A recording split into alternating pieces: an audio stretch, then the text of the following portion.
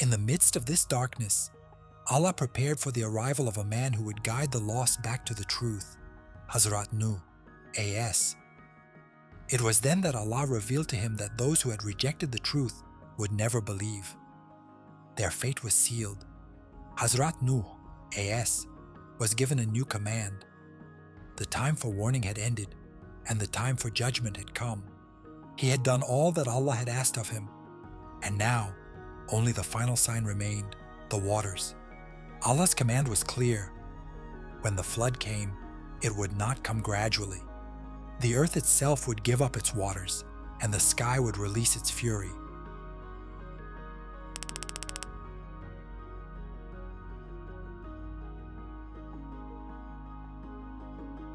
Long ago, after the time of Hazrat Adam, A.S., humanity spread across the earth. People lived in different tribes, cultivating the land, building homes, and raising families. However, as time passed, mankind strayed from the path of righteousness. Instead of worshipping Allah, they began to worship idols, statues made by their own hands. Corruption spread, and people indulged in sin, arrogance, and injustice. The weak were oppressed, while the powerful ruled with cruelty. In the midst of this darkness, Allah prepared for the arrival of a man who would guide the lost back to the truth, Hazrat Nuh, A.S. In a humble village, a righteous man named Lamech, and his wife lived in devotion to Allah. Unlike those around them, they remained firm in their faith, never bowing to false gods. One fateful night, as the world outside drowned in misguidance, Bithia, Lamech's wife, went into labor. The sky was dark, and a strange silence filled the air, as if the universe itself awaited something extraordinary. The pain of childbirth was intense, but within that pain lay a divine purpose. As she struggled, the winds outside picked up, whispering through the trees like a hidden message from the heavens. Then, the moment arrived. The cry of a newborn echoed in their small home. As soon as Hazrat Nuh, A.S., entered the world, the air seemed to shift. The stars shone brighter, and the restless winds calmed. It was as if the earth had recognized the arrival of someone destined to change its course. His parents looked at him with love and gratitude, sensing that this child was special. The righteous believed that Allah had sent him as a mercy, a guide for those who had lost their way. Yet they could not foresee the trials he would endure, or the great mission that awaited him. From the moment of his birth, Hazrat Nuh, A.S., was chosen to stand against falsehood, to call people back to the worship of the one true God, and to deliver a warning of the great flood that would one day cleanse the world of corruption. His journey had only begun. As Hazrat Nuh, A.S., grew older, he became known for his wisdom, patience, and devotion to Allah. Unlike those around him, he never bowed to idols. He observed how humanity had strayed from righteousness, indulging in false beliefs and arrogance. Generations had passed since the time of Hazrat Adam, A.S., and people had forgotten the true message of Allah. They carved statues from stone and wood, falsely believing these lifeless idols held power over their fate. The rich oppressed the poor. Justice was forgotten, and corruption filled the land. One day, as Hazrat Nuh, A.S., was deep in prayer, Allah sent down revelation, choosing him as a prophet. He was commanded to rise and call his people back to the worship of the one true God. With humility and obedience, Hazrat Nuh, A.S., accepted his mission. He knew the path ahead would be difficult, that people would resist the truth, but his faith in Allah gave him strength. With a heart full of determination, he stood before his people and called them to the truth. He warned them of the falsehood of idol worship, reminding them that Allah alone is the creator and sustainer of all things. He urged them to abandon their sinful ways, seek forgiveness, and return to righteousness. He spoke with wisdom and patience, explaining that the idols they worshipped had no power. Instead of listening, The leaders of the tribe mocked him. They laughed, ridiculed him, and called him a fool. The wealthy feared losing control over society if people accepted his message. They dismissed his words, claiming he was just an ordinary man. Despite their arrogance, Hazrat Nuh, A.S., did not lose hope. He continued preaching day and night, speaking in public gatherings and private conversations. With kindness and sincerity, he urged them to reflect on the signs of Allah in the heavens and the earth. Years passed, but only a few believed. Most of his followers were poor and oppressed, while the elite stubbornly rejected the truth. They taunted him, questioning why a prophet would associate with the lowly. But Hazrat Nuh, A.S., knew that true faith was not measured by wealth or status, but by the purity of the heart. He reminded them that Allah's mercy was for all, and that repentance was always an option. For 950 years, he preached tirelessly, hoping his people would understand before it was too late. Yet, they remained arrogant, challenging him to bring the punishment he warned about. It was then that Allah revealed to him that those who had rejected the truth would never believe. Their fate was sealed. Hazrat Nuh, A.S., was given a new command. The time for warning had ended, and the time for judgment had come. The great flood was imminent, and he was instructed to build an ark. After centuries of calling his people to the truth, Hazrat Nuh, A.S., stood at a turning point. Despite his tireless efforts, the majority rejected his message, ridiculing him at every opportunity. Their hearts were hardened, their arrogance blinding them to the truth. They mocked him, saying, "O Nuh, you have preached for too long, but we see no punishment. If your Lord is displeased, let him send his wrath."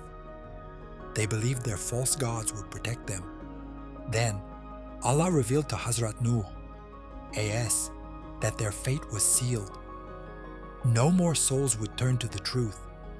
Their defiance had reached its limit, and divine punishment was inevitable.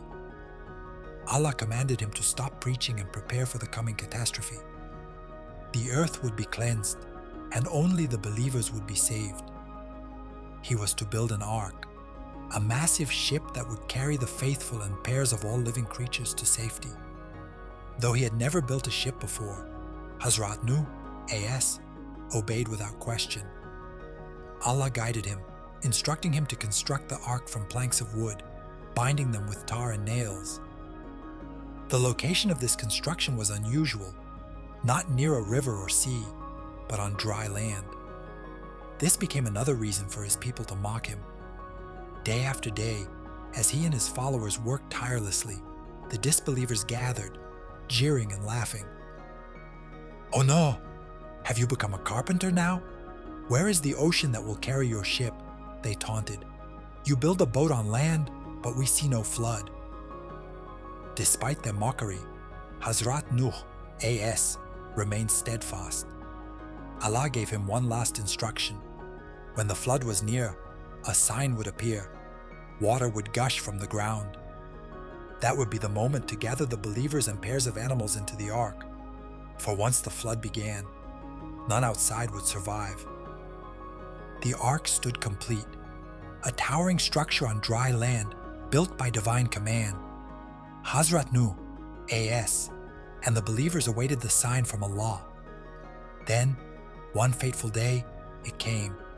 Water gushed forth from the earth, and the sky darkened with ominous clouds. The air grew heavy, carrying an eerie stillness, as if the world held its breath before the storm. The great flood was about to begin. After centuries of calling his people to the truth, Hazrat Nuh, A.S., stood at a turning point. Despite his tireless efforts, the majority had rejected his message, ridiculing and defying him at every opportunity. Their hearts were hardened, their arrogance blinding them to the truth. Time and again, they mocked him, saying, "O Nuh, you have preached for too long, but we see no punishment. If your Lord is truly displeased with us, let him send his wrath." They challenged the power of Allah, believing that their false gods would protect them. It was then that Allah revealed to Hazrat Nuh, AS, that their fate had been sealed. No matter how much he pleaded, no more souls would turn to the truth. Their defiance had reached its limit, and now divine punishment was inevitable. Allah commanded Hazrat Nuh, AS, to stop preaching and prepare for the coming catastrophe. The earth would be cleansed of corruption, and only the believers would be saved. Allah's command was clear. He was to build an ark, a massive ship that would carry the faithful and pairs of all living creatures to safety. Hazrat Nuh, AS, obeyed without question. Though he had never built a ship before, Allah guided him through divine revelation. He was instructed to construct the ark from planks of wood, binding them together with tar and nails. The location of this construction site was unusual. It was not near any river or sea, but rather on dry land. The very sight of it became another reason for his people to mock him. Day after day, as he and his followers worked tirelessly, the disbelievers gathered around, jeering and laughing. "Oh Nuh, have you become a carpenter now? Where is the ocean that will carry your ship?" they taunted. "You build a boat on land, but we see no flood." As the final touches were made, Allah gave Hazrat Nuh, AS, one last instruction. When the time came, a sign would appear. The ground would gush forth water, a spring bursting open as a warning of what was to follow. That would be the moment to gather the believers in pairs of animals into the ark, for once the flood began, none outside the ship would survive. The ark stood complete, a massive structure resting on dry land, its towering frame casting a shadow over those who had once mocked its construction. Every plank and nail had been placed by the will of Allah, and every moment of hardship endured by Hazrat Nuh, AS, and his followers had led to this moment. Now, the final preparations for the coming flood were about to begin. Hazrat Nuh, AS, awaited the sign from Allah, the signal that the great deluge was near. And then, one fateful day, it came. From the earth itself, water began to gush forth. Springs burst open from the ground in places where no water had ever been seen before. The sky, once calm, darkened with ominous clouds gathering in layers, their thunder rumbling like an approaching army.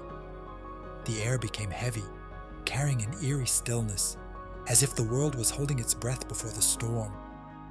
The ark stood as a testament to Hazrat Nuh's, AS, unwavering faith and obedience to Allah's command.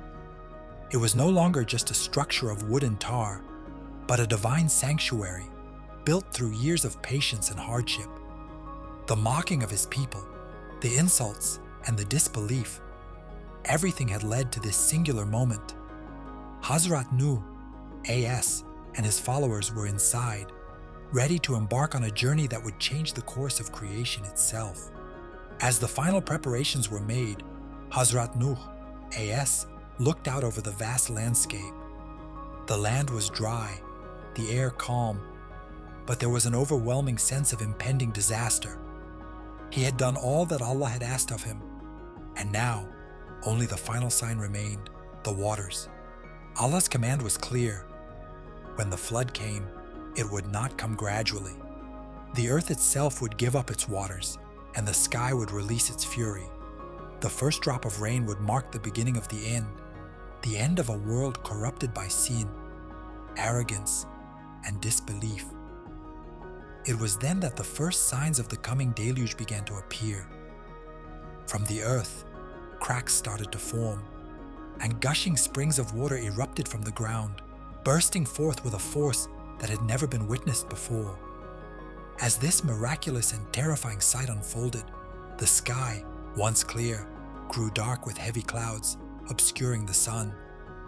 The winds picked up, whispering ominously through the trees. Hazrat Nuh, AS, and the believers, now inside the ark, looked on as the earth began to transform.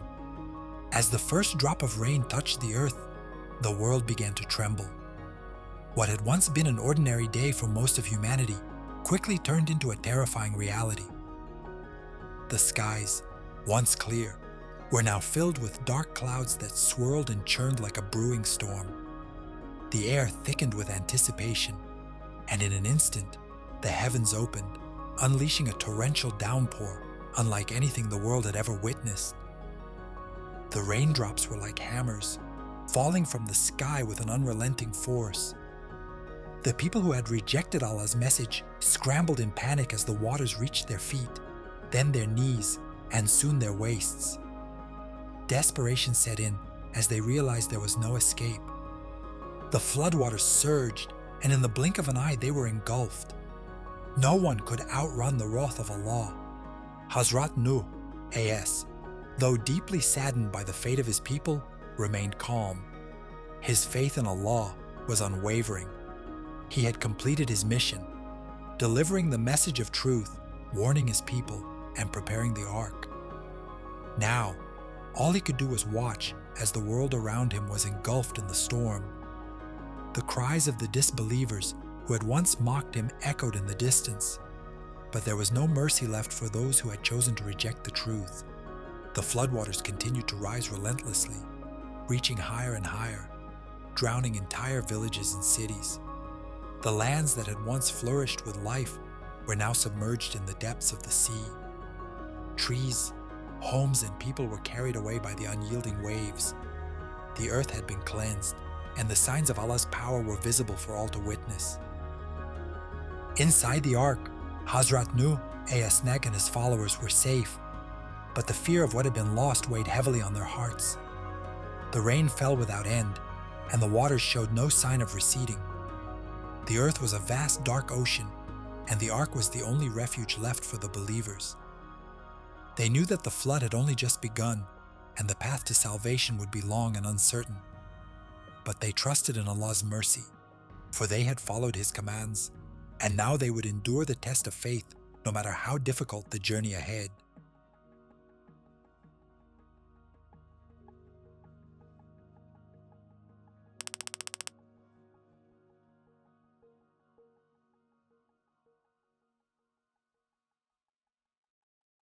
Don't forget to like, share, and subscribe to Quranic Journey to Islam for more videos like this.